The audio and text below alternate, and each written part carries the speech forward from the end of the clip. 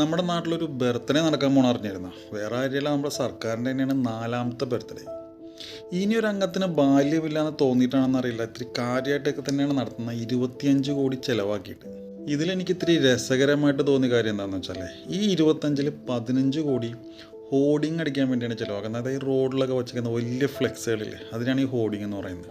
ഞാൻ കുറച്ചാൾ ഈ ഫ്ലെക്സ് പ്രിൻറ്റിങ്ങിൻ്റെ ഒക്കെ ഫീൽഡിൽ വർക്ക് ചെയ്തതാണ്. ഹോർഡിങ്ങൊക്കെ പ്രിൻറ്റ് ചെയ്യാൻ കൊടുക്കുമ്പോൾ സ്ക്വയർ ഫീറ്റ് വല്ല 10-12 ഇപ്പോൾ മാക്സിമം റേറ്റ് വരുന്നത്. അപ്പോൾ ഇവർ ഈ പറയുന്ന 15 കോടിക്കൊക്കെ ഈ ഫ്ലെക്സ് അടിക്കാൻ നിന്ന് കഴിഞ്ഞാൽ നമ്മുടെ കേരളത്തിൽ ഒരു പക്ഷേ വയ്ക്കാൻ സ്ഥലം ഉണ്ടാവില്ല. കുറച്ചും കൊണ്ട് ഈ തമിഴ്നാട്ടിൽ വെക്കേണ്ടി വരും.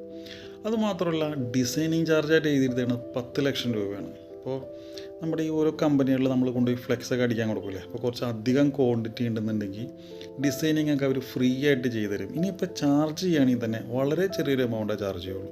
ഇപ്പോൾ എങ്ങനെ കണക്കൂട്ടിയാലും ഇവർ ഈ പറഞ്ഞ 10 ലക്ഷത്തിൽ നിന്ന് ഡിസൈൻ ചാർജ് ഒരു നിലക്കും എത്തില്ല. കക്കാനുള്ള ഓരോ വഴികൾ മാത്രമാണ് ഇതൊക്കെ. പിന്നെ ഏറ്റവും കൂടുതൽ തിരിമറി നടത്താൻ പറ്റിയൊരു സംഭവമാണ് ഈ ഹോർഡിങ് അടിക്കാന്നുണ്ട്. ഇപ്പോൾ ഒരു 100 ഹോർഡിങ് അടിച്ചു വെച്ചു എന്ന് പറഞ്ഞാൽ ആരും അതിൻ്റെ പുറകെ പോലെ എണ്ണാനായിട്ട് 100 എണ്ണം അടിച്ചിട്ടുണ്ടോ, എത്ര എണ്ണം അടിച്ചു എന്നൊക്കെ നോക്കാനായിട്ട്.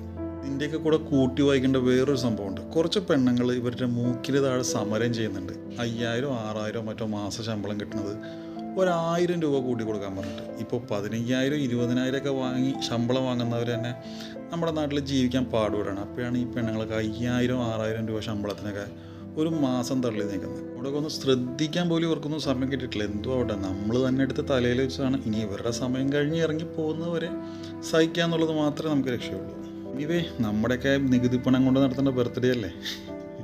Many happy returns of the day. By.